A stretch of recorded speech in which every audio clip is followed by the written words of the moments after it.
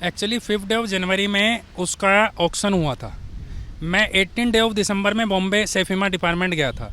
Lower staff ने तो बताया नहीं ऑक्शन है। फिर मैंने अप्रोच किया जो सीनियर्स हैं वहाँ पर, तो मैडम जो सुरभि शर्मा है वो कोऑपरेटिव नेचर की, मैं जब तक उनसे मिला नहीं था तो बात अलग थी, लास्ट टाइम जो मेरी थी, अब मैं मिला हूँ तो कोऑपरेटिव नेचर की हैं और वो कोशिश करती हैं कि कुछ देश हित के लिए अच्छा काम हो। तो उन्होंने फिर मुझे ऑक्शन के बारे में सारी भी जो टर्म्स एंड कंडीशन जो भी पेपर बुक थी मुझे प्रोवाइड कराई। उसके बाद फिर 5 ऑफ जनवरी के दिन ऑक्शन हुआ। उस ऑक्शन में एक तो मेन इशू ये है, जो उसमें एक टर्म्स एंड कंडीशन थी 7-12 मैंडेटरी है। जो उसमें पार्टिसिपेट करेगा उसके पास 7-12 होना अनिवार्य है। तो जो मिस्टर अजय श्रीवास्तव ने प्रॉपर्टी की बोली लगाई उसमें उन्होंने 7-12 नहीं लगाया है, उसमें उन्होंने सिर्फ सेल डीड लगाई है। Sale did not a document of 7-12। तो सेफिमा ने उसको कंसीडर क्यों किया मुझे पता नहीं। मुझे उस दिन जल्दबाजी थी क्योंकि कुछ बेटियों की लाइफ का सवाल था, मुझे दिल्ली लौटना ज़रूरी था, इसलिए मैं ज़्यादा बातचीत नहीं कर पाया।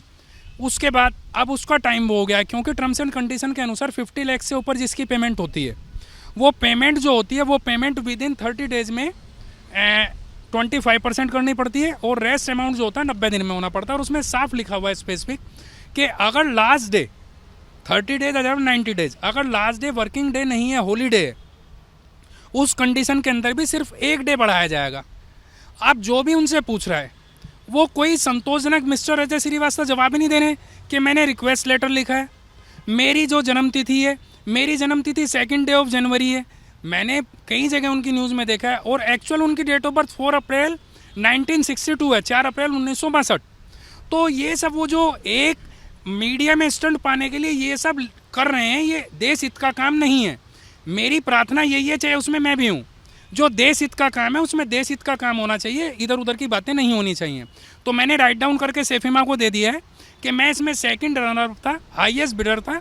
अजय श्रीवास्तव ने पेमेंट दी नहीं है तो आप प्लीज़ इसमें मुझे कंसीडर कीजिए, और जो भी अगर मैं भी पेमेंट आप मुझे अपॉर्चुनिटी देते हैं और मैं पेमेंट नहीं कर पाता हूँ, मुझे भी रिंग से बाहर कीजिए, और अजय श्रीवास्तव के खिलाफ भी, जो मिस्टर अजय श्रीवास्तव उनके खिलाफ भी स्ट्रिक्टली एक्शन लीजिए, ताकि सेफिमा का, देशभक्तों का या शासन प्रशासन का किसी का भी टाइम किल ना हो। Next question. आप अभी क्या करने वाले हो, आगे जाके आपका रोल क्या रहेगा? अभी मैंने उनको राइट डाउन करके दिया लास्ट वीक में, अब देखते हैं वहाँ से क्या सेटिस्फाई आंसर आता है। क्योंकि मिस्टर अजय श्रीवास्तव तो जो भी उनका वो आ रहा है यही कि जी मैंने पैसा नहीं दिया।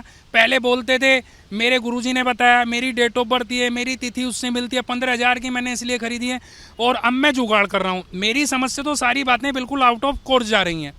और ये जो ऑक्शन का मतलब क्या है कि एक जो हमारे देश का दुश्मन है उसको चैलेंज करना, और उसके बादशाह, उसके पंटर, उसके शागिर्दों और उसके सीनियर्स को यहां से खदेड़ना पागल कुत्ते की तरह। अब इसमें ये सब जो भी होता है अभी वो तो पेंडिंग है, मेरे पास कोई मैटर आया नहीं।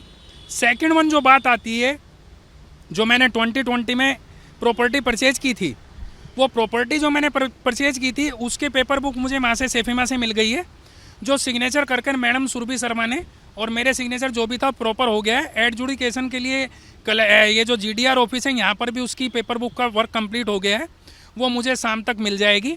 और इसके बाद जो पेपर बुक एग्जीक्यूट होनी है वो प्रॉपर्टी जो 10,000 गज से प्लस है, वो 23 तारीख का अपॉइंटमेंट है खेड़ में।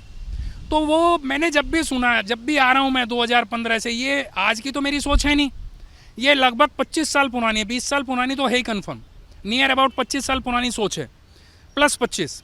तो मैं यही कह रहा हूँ कि कभी बोलता जो लगाएगा बोली वो खाएगा गोली।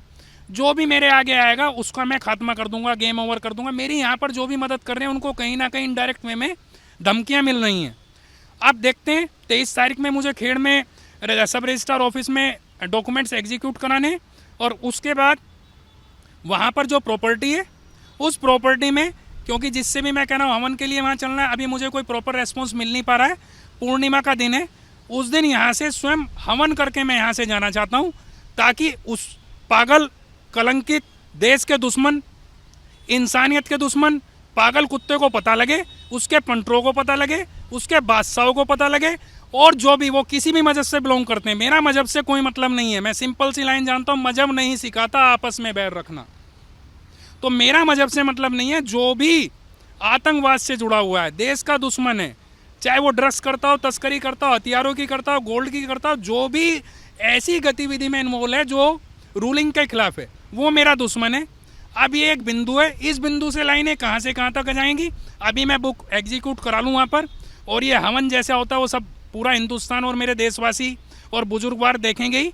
उसके बाद देखते हैं क्या होता है। जो भी काम होगा नो प्रॉफिट नो लॉस पर होगा, और वो सब काम जो भी होगा देश हित का होगा। आप ये प्रॉपर्टी खरीदने में दोबारा रुचि रखते हैं? मेरी प्रेजेंट जब से मैं यहाँ पर आया हूँ, ना तो आज तक कभी एब्सेंट मेरी मार्क हुई है, ना मैं कभी आपका टेंडर ऑक्शन में गया हूँ, ना ई ऑक्शन में गया हूँ। हमेशा पब्लिक ऑक्शन में जाता हूँ, और पब्लिक ऑक्शन में जो पेमेंट होती है वो भी मैं आपको बता दूँ, उसमें एक्स्ट्रा पेमेंट पे करनी होती है, EMD विद CMD।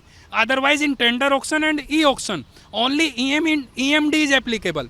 हमेशा से पब्लिक ऑक्शन में आया हूँ, और पब्लिक ऑक्शन में जब तक मेरी सांसें रहेंगी, ईश्वर का रहम रहेगा, मैं आता रहूँगा।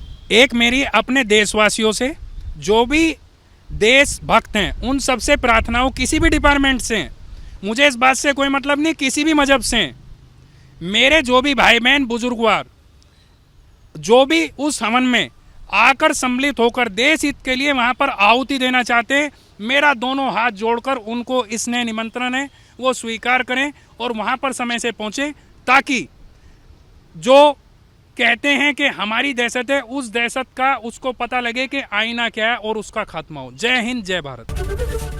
ABP माझा, उघडा डोळे बघा नीट।